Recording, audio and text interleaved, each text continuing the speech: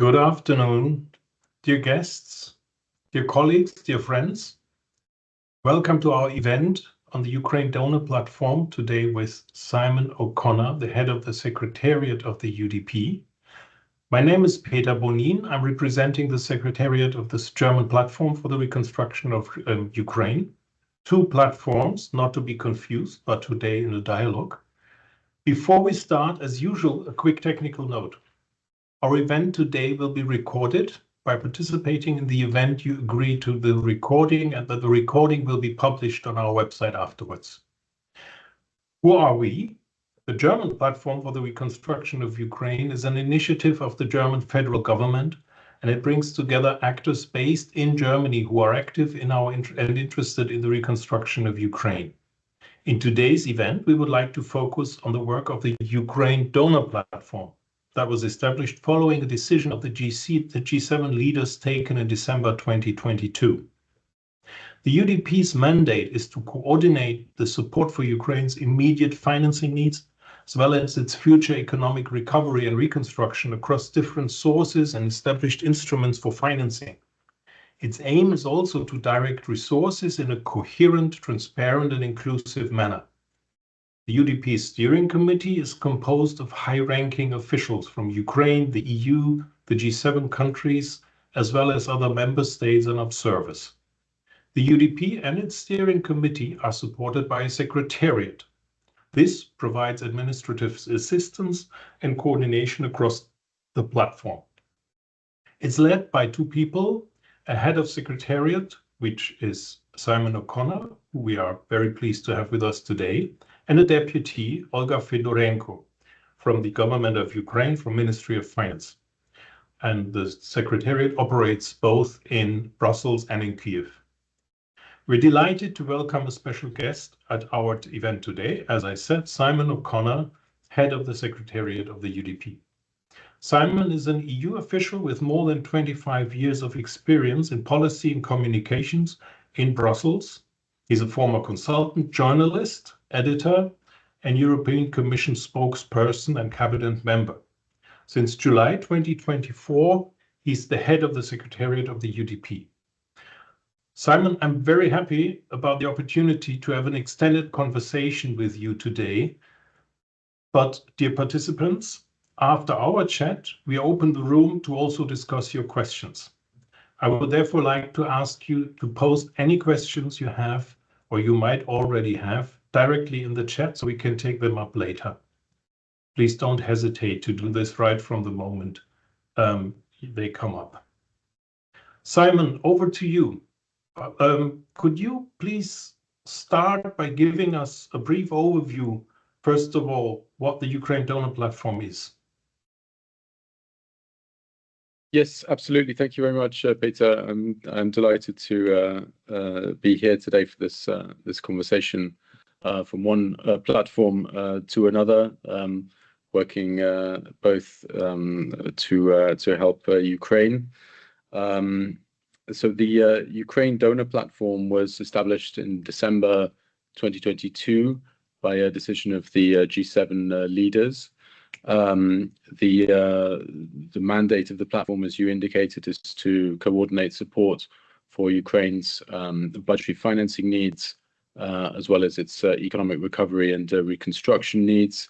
We work to help to direct resources in a coherent, transparent, and inclusive manner to facilitate, effective and efficient planning and delivery of assistance between Ukraine's supporters, between the donor community and the Ukrainian government.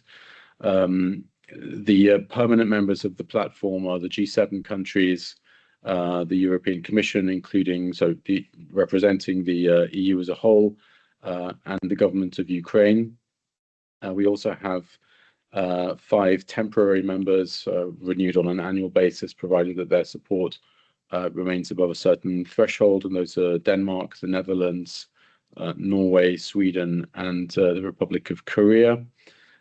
We have a number of international financial institutions also participating in our work, the IMF, the World Bank, the International Finance Corporation, the OECD, the two big European financial institutions, the European Investment Bank and the European Bank for Reconstruction and Development, as well as the Council of Europe Development Bank. And last but not least, we have 9 countries that are currently observers on the platform and receive all of our information, listen into our meetings, and participate also actively in a certain number of our meetings each year. So the platform is co-chaired by the European Commission, the United States, and the government of Ukraine. The representatives of these institutions or governments generally rotate as regards the chairing of meetings of our steering committee. So the steering committee is the main governing body of the platform, composed of senior government representatives, meeting on a more or less quarterly basis. We try to meet a couple of times per year in Kyiv. We meet also in the margins of the Ukraine Recovery Conference, and occasionally in other locations. In addition, we have what we call the experts group, which is essentially a group of the Sherpas of the steering committee members. I chair a meeting of this group every 2 weeks to prepare the meetings of the steering committee and also to dive into specific issues of relevance to the work of the platform. And happy to say a bit more about that in a moment. As you mentioned, also we have a secretariat which is spread between 2 offices, a Brussels office, which I lead, and which is hosted by the European Commission. And it's here that we have seconded officials from all of the platform members, as well as a couple of the participants. My deputy is a Ukrainian official, as you mentioned, from the Ministry of Finance. So we have a total of 19 staff now here in Brussels, and we also work very closely with a team in Kyiv, which is headed by a lady called Tatiana Kovtun, who's the head of the Reform Delivery Office, which, as colleagues may know, is an advisory body attached to the Cabinet of Ministers, and we work very much as one team across 2 offices. The seconded officials in the team here wear 2 hats, in the sense that they are here to represent both the views and positions of the member governments, the member administrations, so to relay their points of view and also to take back to capitals the latest information on what's being discussed in the platform. And also they wear a platform hat, a secretariat hat, so they're here as part of one team working to ensure that the Ukraine Donor Platform functions effectively and efficiently. Would you like me to get into some of the topics that we're working on? Maybe thank you for this. In the first place, maybe also a little bit as a tiny bit of expectation management in our participants. Yes, maybe you could elaborate a bit more on the scope of action of the UDP and expectation management. I guess my suspicion is that many participants here are also curious whether or to what extent the UDP might dispose by itself of own funds. Or so maybe you could elaborate on this a bit. Yeah, so well, to start with that second point, no, we don't have our own funds as such. The mandate of the platform is to coordinate and facilitate the efficient use, the efficient disbursement, the efficient directing of the funds that are made available by the platform membership. So that's from the European side, all of the funding going through the Ukraine facility, bilateral contributions by some member states and bilateral contributions from the non-EU countries, contributions coming from the international financial institutions, which in some cases are guaranteed by some of our country members. Also, the funding that's being provided in the framework of the G7, the G7's ERA loan initiative, the loans being provided to Ukraine, financed by the proceeds from the Russian immobilized assets. So these are the main funding sources that we are working on, that we're dealing with, but we don't have our own pot of money as such under the responsibility of the platform. The topics that we deal with are essentially budgetary financing. So this is a big priority at the moment, will be one of our key priorities for the coming months. Looking ahead at trying to mobilize financing for Ukraine for 2026 and beyond. So here it's liaising closely with the IMF, of course, with the G7 finance track presidency, with the Ministry of Finance of Ukraine, with colleagues in the European Commission, to try to ensure that the latest information is flowing effectively from the government to the donors in terms of what the evolving needs are, and then trying to facilitate effective work among the donors to mobilize support to address those needs. So as I said, in that context, our main interlocutors on the Ukrainian side are in the Ministry of Finance. On the recovery and reconstruction side, we work closely with the Ministry for Development of Communities and Territories of Ukraine.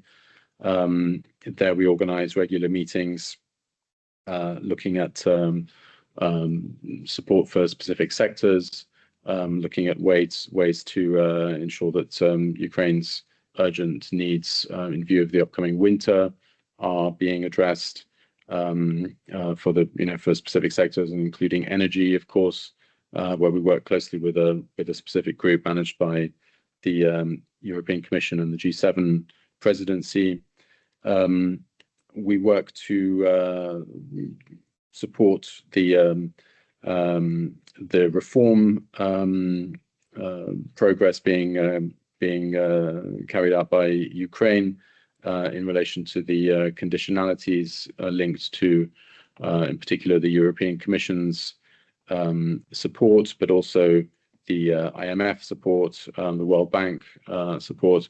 So ensuring that all donors have sufficient visibility of the commitments that Ukraine has undertaken in the reform area, from fundamental issues related to rule of law, anti-corruption, etc., to the whole swathe of reforms that the country is undertaking in the context of its EU accession perspective. We work a lot on issues around public investment management, the framework for project preparation that's being established,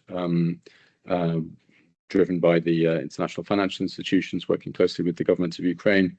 So we organize a lot of briefings for our membership on this work stream, which is fundamental importance when it comes to maximizing the efficient use of resources and the absorption capacity of Ukraine when it comes to translating the financing that's being made available into shovel-ready projects that can be implemented on the ground. And lastly, we work a lot on mobilizing private sector support for Ukraine and private sector investment in the Ukrainian economy. In this context, we established a business advisory council just over a year ago, which for the first year was headed by the CEO of Siemens Energy. The chair has now handed over to a representative of Italy's business association, Confindustria.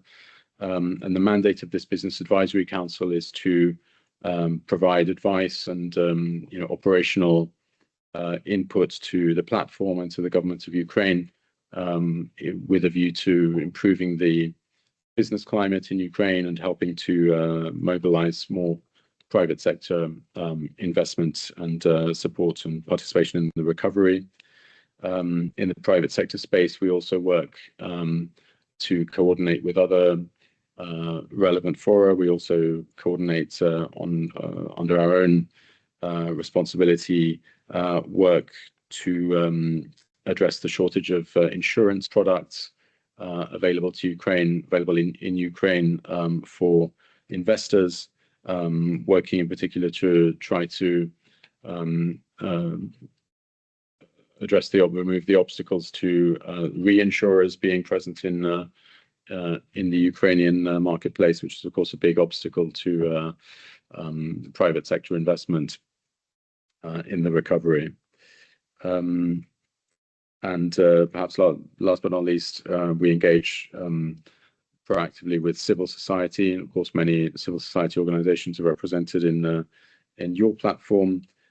We don't have a standing body in the way that we have for business through the Business Advisory Council, but we have what you could call a standing commitment to engage with Ukrainian civil society in particular on all of the issues that we're working on. We had a very successful exchange with a large number of civil society organizations in Kyiv in April, and we're committed to continuing that engagement going forward. Great. Thank you, Simon, for this. We've heard more about current working plan of UDP, and we've also heard on potential joint areas of activity, even for partners of the German platform for reconstruction. I can imagine that in this we might have other opportunities to dive deeper into some of the points you've already made when we open up for discussion. I would like, before I open up, because we already have some questions being posted for us, I would like to end with one more question. To what extent you can feel an impact of the recent changes in the Ukrainian government on your work? Can you elaborate on this a little bit? Sure. So the new government, I would say, as regards the work of the platform, we see a pretty broad continuity in the sense that many of the priorities of the new government, which were outlined to us in a briefing last week, are very much in line with remain very much in line with the key priorities of the platform, whether it's all the work around European integration, the work on reforms, and in particular the fundamental issues that I mentioned, work to mobilize private sector investment. So I think we're very much in a situation of continuity as regards our interaction with the government of Ukraine in terms of priorities from the previous government to this one, and also broadly speaking in terms of our interlocutors. There were a few changes in some of the ministries, some of the key ministers, but broadly speaking, we're continuing to interact with some familiar faces on the government side. So I think we start off our relationship with the new government on a very solid and stable footing. Okay, thank you for this. Thank you, Simon, for our short chat. We have a lot of curious questions from the participants as well. And let me have a look at what we have here. I think we have enough room to ask participants to come in with their own question. The quickest and first was Susan Stewart. It's a clear question. Susan, however, would you want to come in with your question and bring it forward?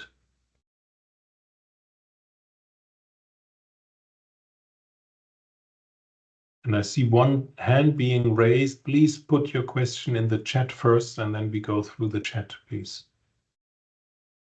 unless Susan is not able to come in directly, I take over the question. This is not a problem. Susan, you should be able to unmute yourself now. Sorry, it took a while. Okay.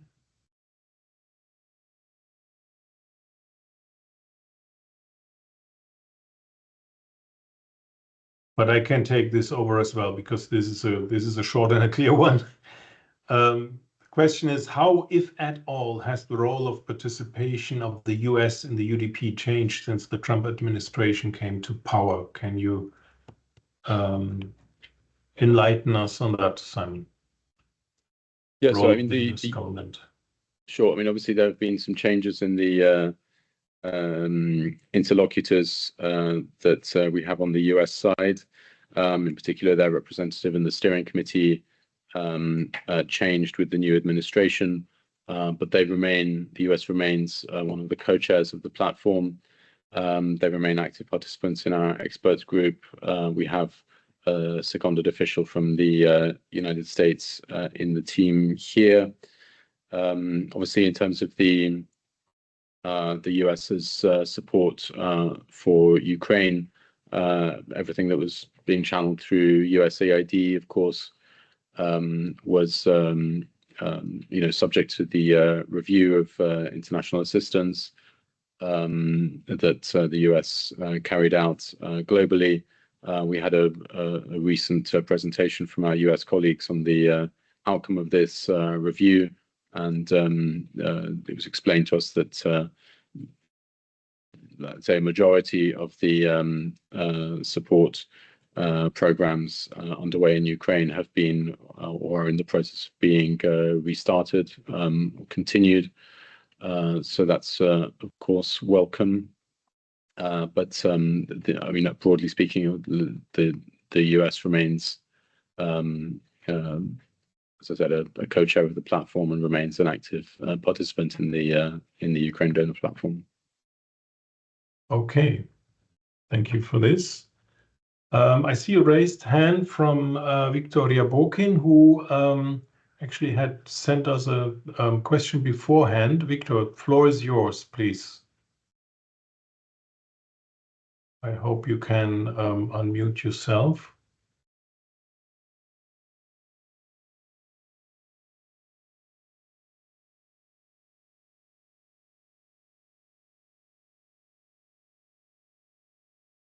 I have the suspicion Victor is also struggling, but this is not really a problem because we have the question here.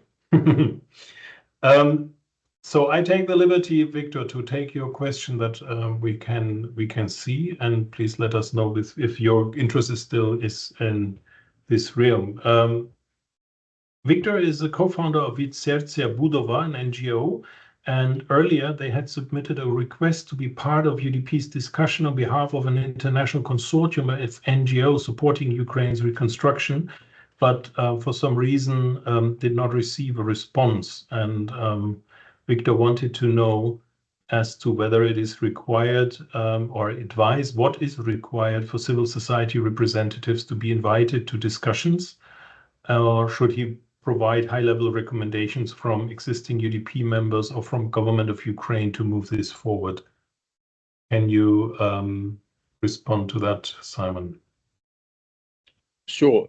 So, I mean, we don't have obviously direct participation of civil society as members of the platform, or so we don't have a sort of standing body representing civil society in the work of the platform, but we regularly organize exchanges with in particular Ukrainian civil society, but of course we're also open to having discussions with international civil society organizations, either bilaterally or as part of a broader discussion. In Kyiv in April, we had I think over 40 or 50 civil society organizations represented in very, very interesting discussion spanning 6 different sectors, which was also a preparatory event for the Ukraine Recovery Conference.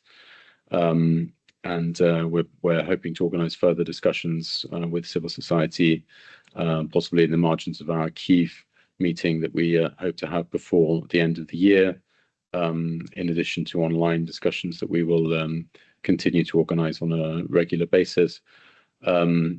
So, please, of course, feel free to reach out to us if you would like to be involved in those discussions. And of course, there are within Ukraine, and even solely within Ukraine, there is a vast and thankfully so it's an indication of the vibrancy of Ukraine's democracy, a vast civil society community. So we have to make some choices as to who can participate actively in our discussions, but very much open to engaging with you on participation in future events.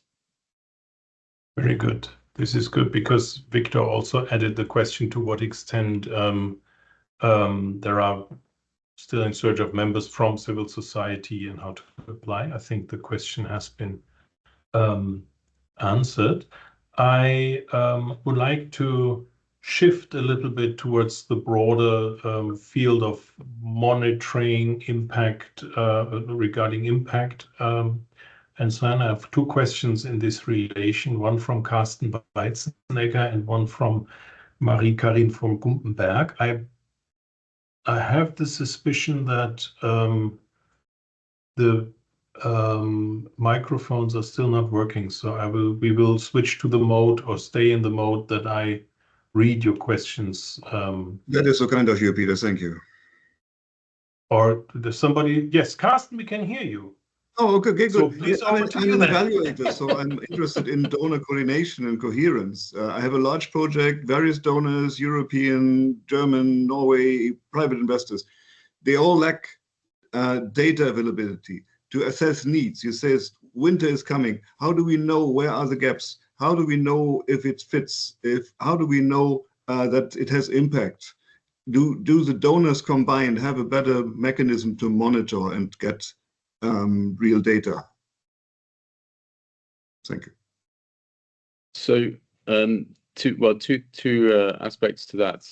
First of all, the support that donors are providing to Ukraine is the subject of the data that we collect actively. We collect twice a year high-level donor data, beginning of the year and in the middle of the year, basically ahead of the Ukraine Recovery Conference. And then through the year, we carry out data deep dives to have a more granular overview of donor support for specific sectors. And we work closely then with the Ukrainian authorities and with the leads of the relevant sector working groups in Kyiv to make that data available to them to help them hold more informed and operationally effective discussions. So that's in terms of data on donor support, and then in terms of the needs, the urgent, the priority needs in specific sectors. We organize regular discussions with in particular with the Ministry for Development of Communities and Territories.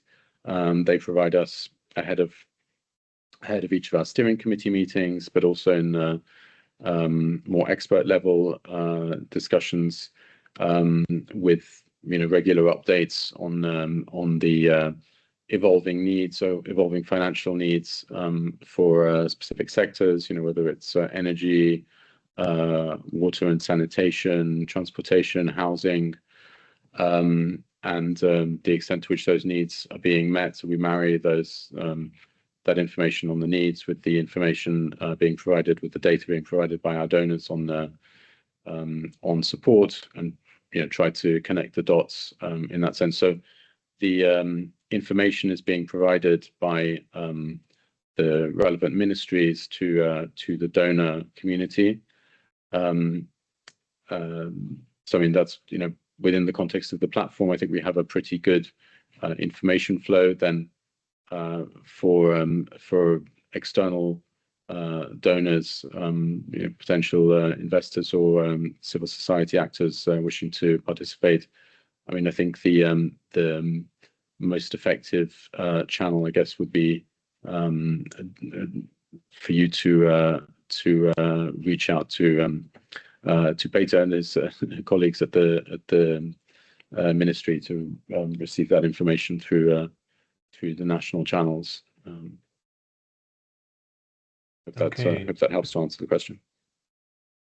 Thank you for that. Also, on the broader issue about evidence base and monitoring, we have a little bit incomplete question from Marie-Karine von Gumpenberg. Marie-Karine, in case you can unmute yourself, please feel free to come in with your question. It feels like, yes, you do it. Come on in with it, please. I think the technical problem has been solved, and sorry for the incomplete question. I used the wrong chat, as I understood.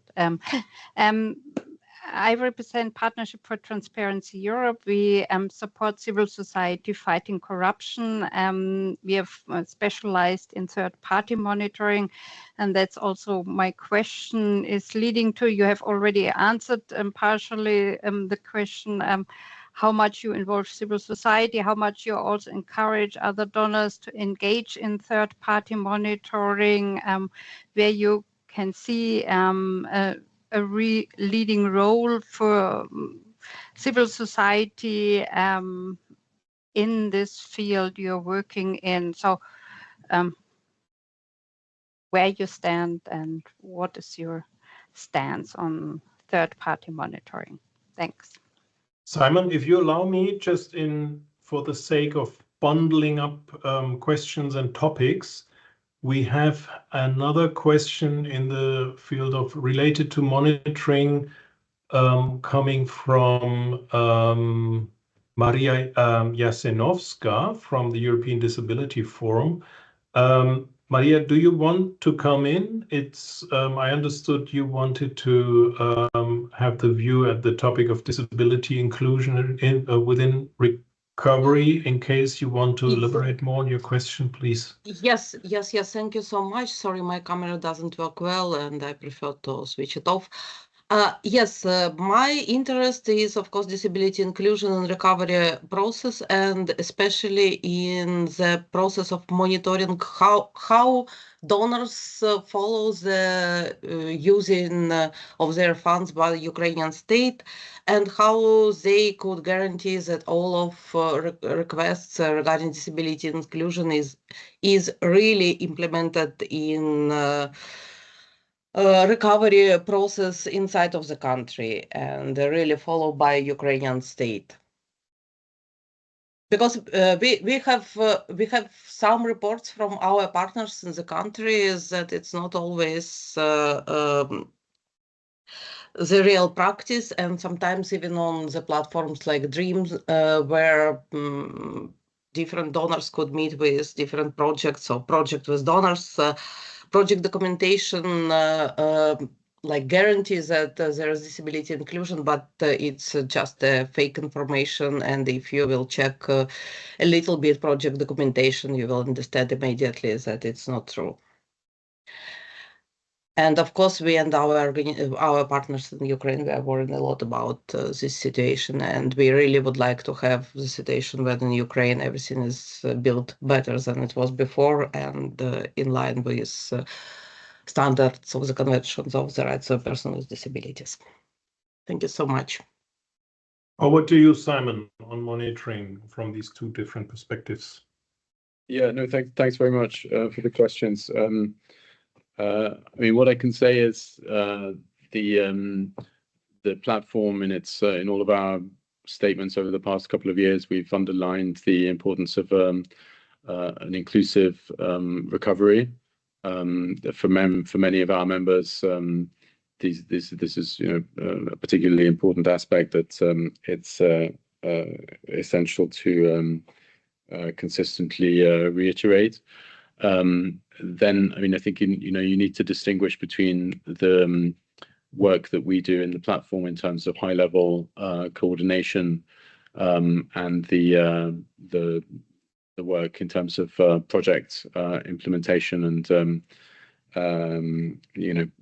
issues, more operational issues, which are discussed more at the level of sector working groups on the ground in Kyiv, and of course in the context of donors' own individual requirements and clauses linked to their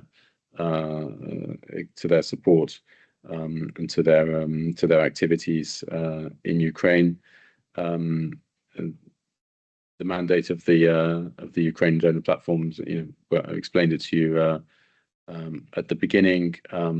Given our resources and the nature of the platform as a body essentially facilitating coordination between capitals, we obviously don't get involved in the more granular aspects of project level or program level coordination and requirements. But as I said, we do consistently underline the importance of, for example, gender inclusivity, and I think more broadly an inclusive, socially inclusive investments for the recovery and reconstruction process. Okay. Thank you for that.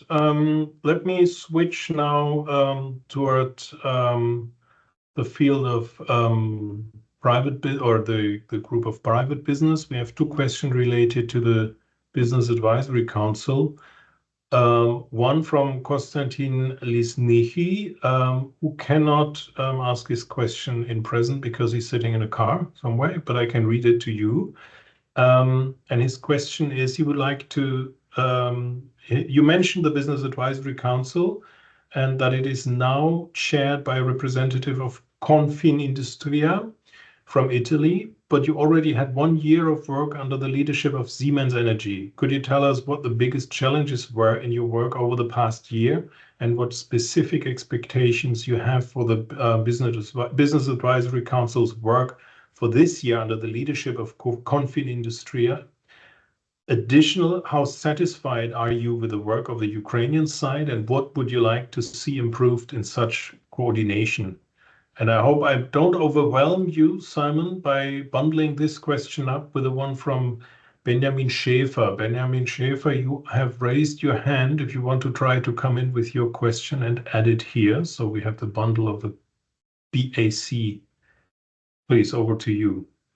Thank you very much. Hello, everybody. My name is Benjamin Schäfer. I'm part of Deloitte Consulting based in Berlin.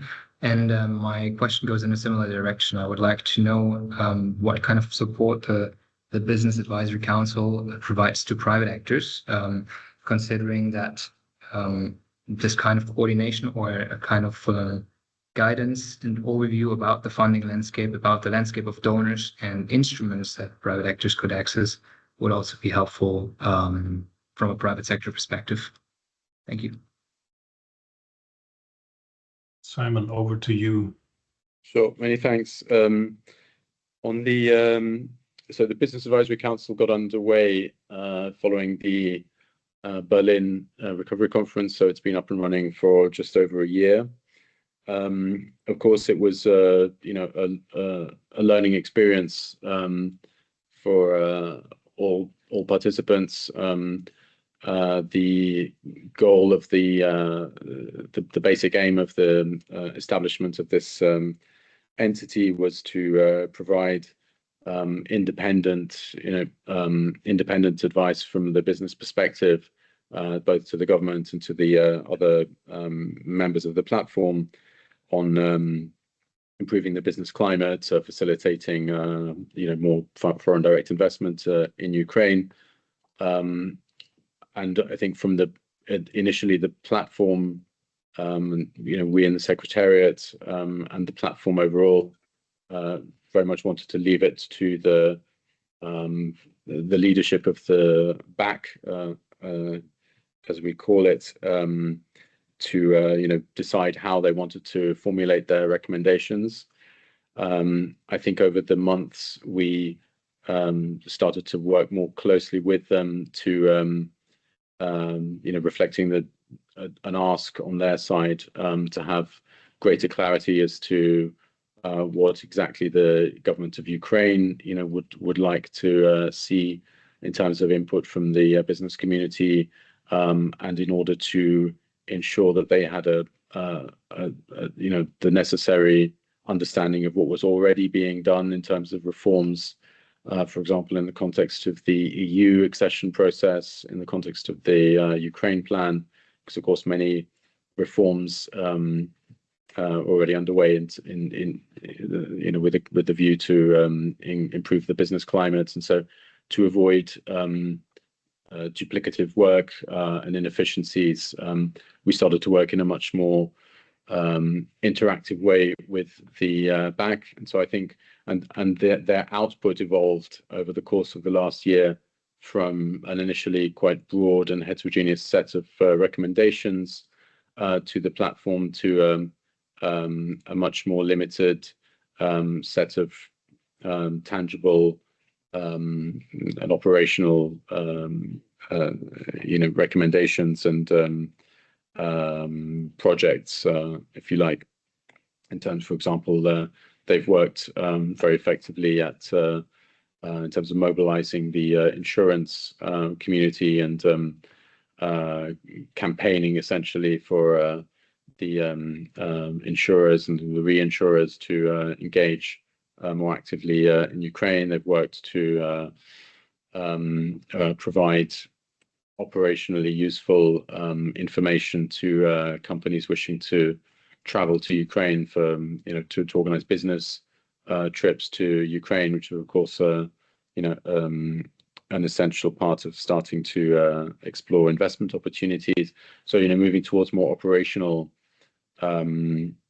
ways of working. We've published on our website recently a short overview of the BAC's activity over the past year, and now we're going to be working very closely with the new leadership of the BAC under Barbara Cimino of Confindustria, but also each of us here in the Secretariat works very closely with the representatives of the BAC members nominated by their home administrations, and we have then points of contact dealing with specific work streams that the BAC are pursuing. So I think overall we've been pretty favorably impressed by the evolution of the work of the BAC and by the dedication that the membership of the BAC have been demonstrating. They have a mandate also to reach out to the broader business community, including to SMEs and the different members of the BAC in their own national contexts have been doing that. And then Christian Bruch, for example, the Siemens Energy CEO, and his team have been quite present in the German Eastern Business Association,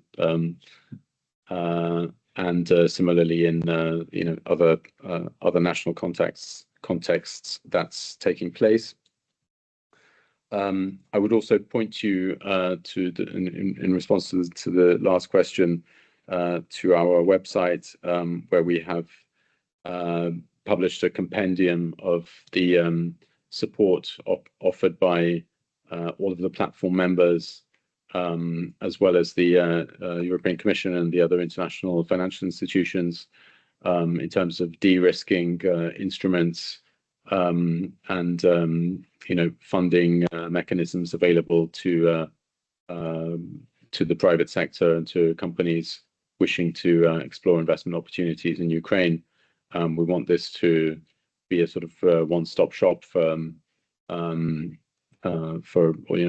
of the contacts that it will be useful for you to have as businesses looking to potentially invest in Ukraine. So hope that will be a useful tool for you to access. Okay, Thank you for this. And with regard to time, I'm wondering, let's try this and try to bring in some more questions. We've had the issue about donor coordination in general, but has come in another quite specific one from Gunnar Welsholz. We should take this, and then I'm afraid we will have to working on the questions which we already have. Gunnar, can you come in with a word over the microphone at this point? Yes, thank you very much. Good. I hope I'm audible. Yes. Yeah, thank you very much. Yes, so I'm both a consultant and I'm a member of the Ukraine Facility Audit Board. So we are engaged with two other members of this audit board on assessing the effectiveness of reforms undertaken by the Ukrainian government. And obviously, not just in this function, I'm very interested on how various reform targets by the IMF, by the European Commission, and so on are being aligned. I suppose there are two sides of a coin. There are the reform targets on the one side that should be aligned, because otherwise it would be also too complicated for the Ukrainian government to ensure a timely implementation of those reforms. And of course, there is the urgent need to provide sufficient budget support to keep the public service running. And that, in my view, or I think it's rather obvious, requires close coordination. And I would be very interested in hearing from you how the UDP, the Ukrainian Donor Platform, can play a role in ensuring sufficient coordination so that they don't cancel each other out, these targets, and the timeline for providing budget support to the Ukrainian government. Thank you.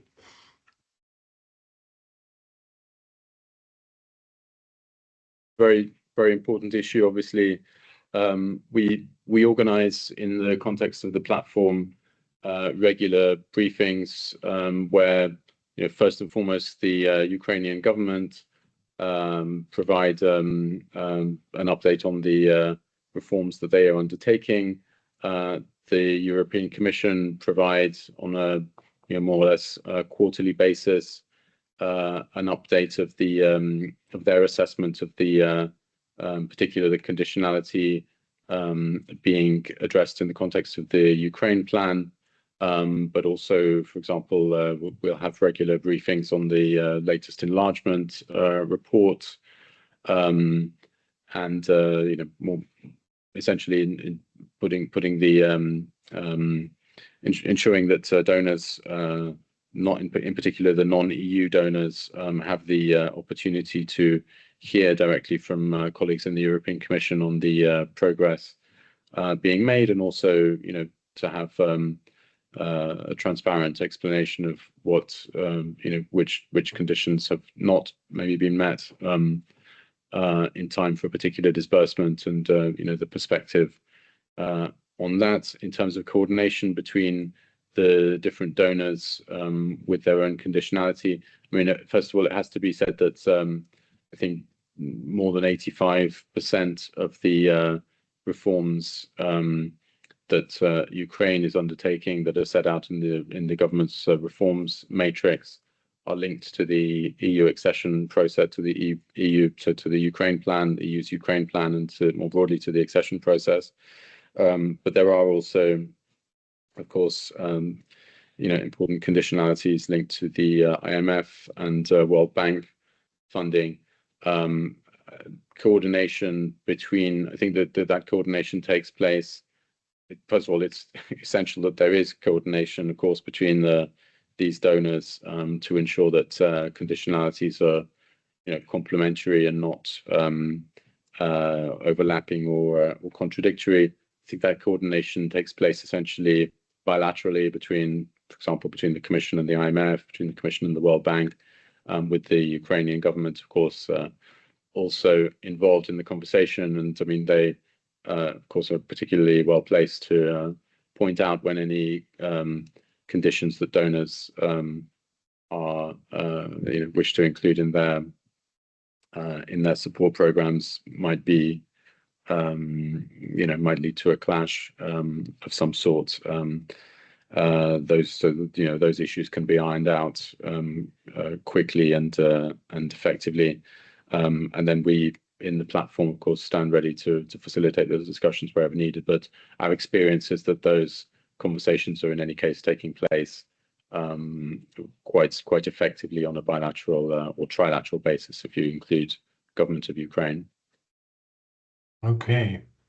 We have a few minutes left, Simon, and in order to at least respect all questions we got, let's try the following. I have a simple one with where it's no need to switch her on. Carola Rottmann is asking whether there are direct talks, contacts with Ukraine Parliament.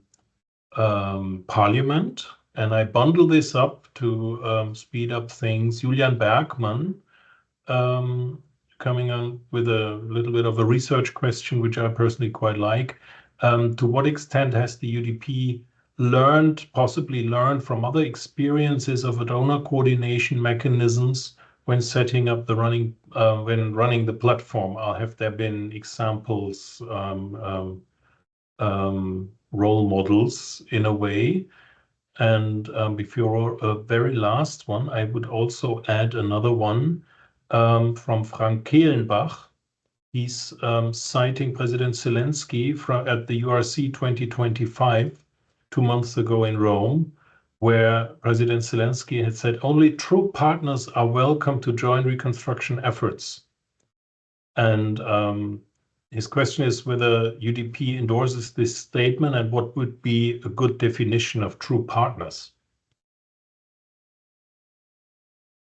Maybe you can try a quick run through these 3 questions, and we'll have a last one then, tricky one, I'm afraid, as well. Please, Sam. Thanks. Yeah, thanks, Peter. So on the, on the issue of the Parliament, I mean, we don't have direct contacts with the Rada at the level of our secretariat or at the level of the platform bodies. Essentially, those contacts take place rather. I mean, obviously, certain donors and the European Commission, of course, would have those direct contacts with key players in the relevant parliamentary committees. Similarly for other donors, and of course, but our main interlocutors in Ukraine, in the Ukrainian institutions, are at the level of the ministries, particular finance, economy, and development. Examples, I think. I think actually we have of course a lot of expertise in the both in the secretariat here. We have a lot of colleagues who have experience in donor coordination and in development cooperation more broadly, and that's true at all levels of the platform.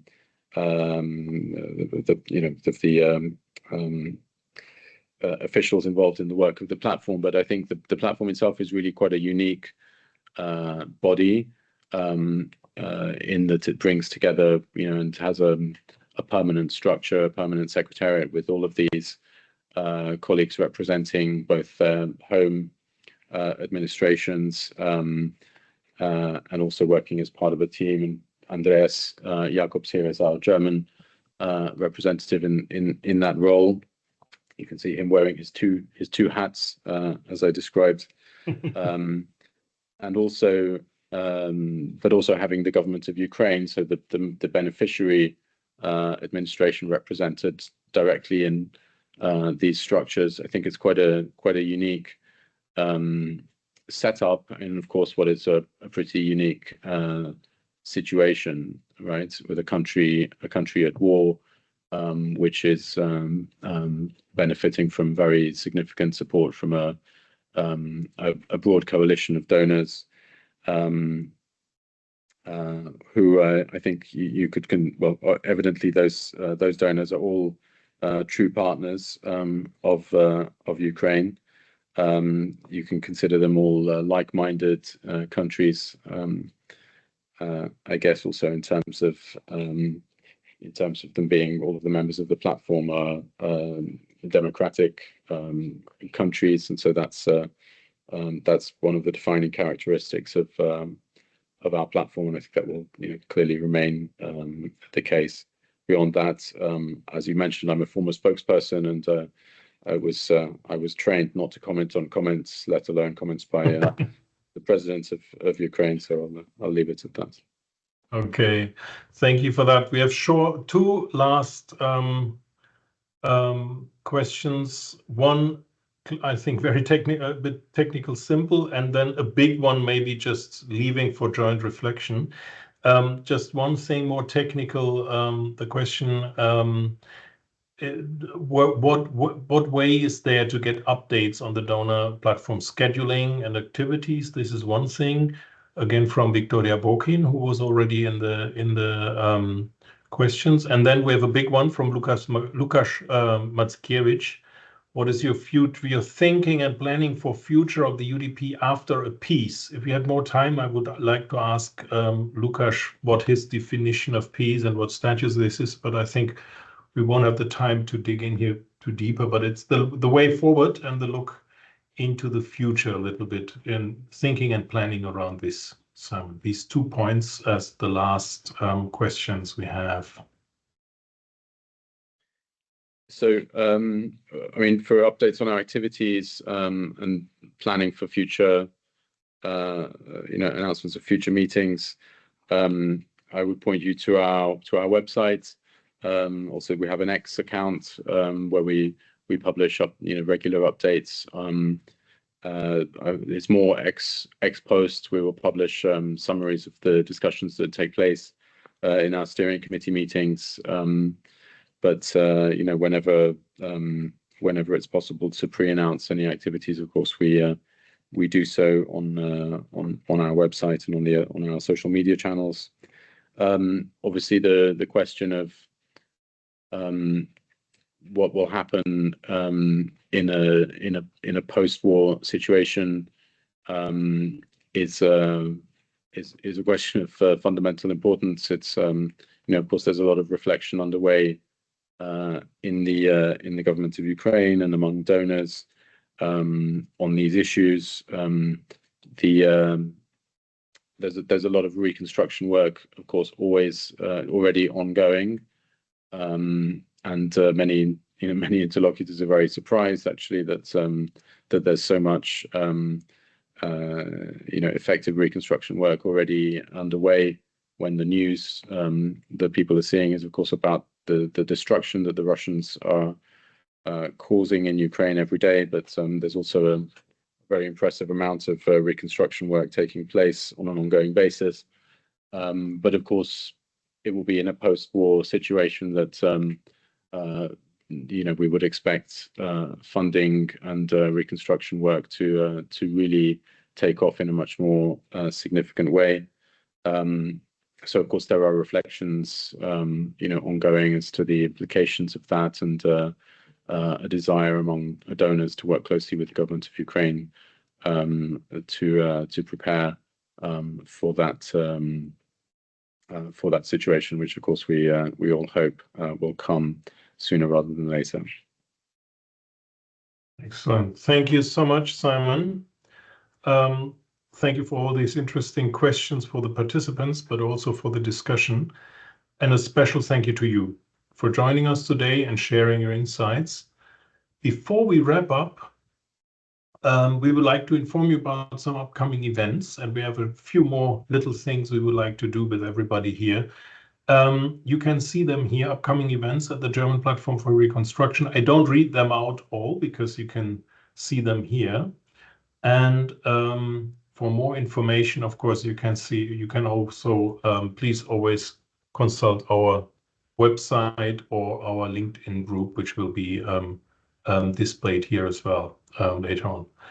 Furthermore, we all know this usual thing that after an event like this, you get these inquiries of how was it and so on to find out how did we like it. We don't have to do this afterwards today because we do it here directly.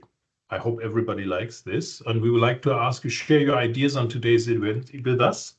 We have therefore prepared some feedback questions. You can see the first one, 5 questions, and your answer can go between 1 and 4 stars. As you can see, 4 stars, of course, mean that you strongly agree, 3 that you agree, 2 you disagree, and 1 you strongly disagree. And as usual, your feedback is greatly appreciated. We go through this all together very quickly, so you won't have to do it afterwards. Very happy. Please, let's have your short press the button for your satisfaction with this event, and we go on. If I'm doing this correctly, I have to do this. In case it doesn't work for everyone, we go through it quickly. And second question is, event added value to my work related to Ukraine in general. Have you met participants, organization you're relevant for your work, or have you met participants, organizations with whom you can imagine to have future collaboration, or to what extent you have gained relevant knowledge? We also have 3 open questions where you can let us know what you liked or disliked. Please let us know if you have any suggestions on that. What did you like about our event? What could be improved, and what could be and in which topics would you be interested for future events? This is something which is very important for us, because this is our platform works with all of us together. In the end, I would like to invite you to subscribe to our mailing list and join our LinkedIn group. As I mentioned before, you find all relevant information on that to do so in the chat and on the slides as well, as you can see here. Again, Simon, thank you so much for being with us for today. Thank you to all participants for joining us today. Thank you for your patience with us with technicalities today. It was a bit bumpy. I hope it was fine. I personally enjoyed it a lot. And thanks again to everybody. Good afternoon, and see you hopefully soon again. Cheers. Thank you very much on my side also, Peter. Thanks, everyone.